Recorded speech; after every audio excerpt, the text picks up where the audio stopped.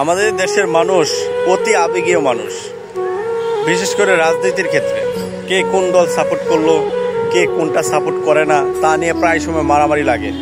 কেউ আওয়ামী লীগ নিয়ে মারামারি লাগে, কেউ বিএনপি নিয়ে মারামারি লাগে, কেউ নতুন ছাত্র দল নিয়ে মারামারি লাগে।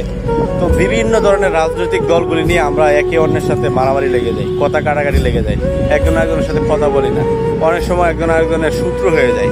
হ্যাঁ, প্রায় সময় চার দোকানে বিভিন্ন আড্ডার স্থলে মানুষ একে অন্যের সাথে লেগে যাচ্ছে, আপন মানুষ রাজনৈতিক কারণে। আমরা কিন্তু আসলে বুকার স্বর্গে বসবাস করতেছি।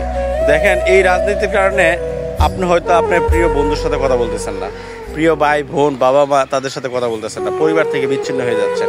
কিন্তু যাদের জন্য রাজনীতি করতেছেন তারা কিন্তু 5 স্টার হোটেলগুলিতে যে রমজান মাসে একসাথে ইফতার করতেছে, তারা কিন্তু মারামারি করে না। কোনো রাজনৈতিক দল আর একটা রাজনৈতিক দলের বড় বড় নেতারা তারা একে অন্যের সাথে কখনোই মারামারি করে না। তারা কিন্তু বন্ধু সম্পর্ক, তারা খুব ভালো সম্পর্ক, একজন আরেকজনের বিপদে এগিয়ে যায়। হ্যাঁ, আবার আপনার উল্টো দিকে দেখেন, তারা কিন্তু ক্যামেরার সামনে অ্যাটাক করতেছে, পাবলিককে উত্তেজিত করতেছে। হ্যাঁ, কিন্তু বাস্তবে কি হচ্ছে, একসাথে বসে ইফতার করতেছে, হ্যাঁ, হাতাহাতি করতেছে, হ্যান্ডশেক করতেছে, একে অন্যের খবর নিচ্ছে। সুতরাং বড় বড় দল সাপোর্ট করে বা ছোট দল সাপোর্ট করে আপনারা একজন একজনের সাথে ঝগড়া করবেন না, মত বিনিময় করবেন না। এতে হবে কি জানেন, আপনারা নিজেরা ক্ষতিগ্রস্ত হবেন। বড় বড় দল বা আপনি যে দলের কারণে মারামারি করতেছেন সেই দল কখনোই আপনাকে সাপোর্ট দেবে না, সেই দল কখনোই আপনার পরিবারকে দেখবে না। মনে রাখবেন, একটা দলের কাছে আপনি একজন কর্মী মাত্র, একজন সংখ্যা, কিন্তু আপনার পরিবারের কাছে আপনি একজন গুরুত্বপূর্ণ পার্সন। সুতরাং এই দল সেই দল, এই দল সেই দল না, এগুলি করে শুধু কেন আমাদের জীবনে বিপদ আনার দরকার কি? আমরা মানুষ, আমাদের কাছে রাজনৈতিক দল একটা, হ্যাঁ, আপনার একটা মত থাকতে পারে, একটা দেশের যে কোনো একটা রাজনৈতিক দলকে আপনি সাপোর্ট করবেন, এটা আপনার স্বাভাবিক নয়, আপনার একজন নাগরিক অধিকার। তাই বলে আপনি দল সাপোর্ট করে আরেকজনকে মারবেন বা আরেকজন আপনাকে মারবে, তার সাথে কথা কাটাকাটি হবে বা এক পর্যায়ে মারামারির দিকে চলে যাবেন, এটা কি হতে পারে? এটা হওয়া উচিত না।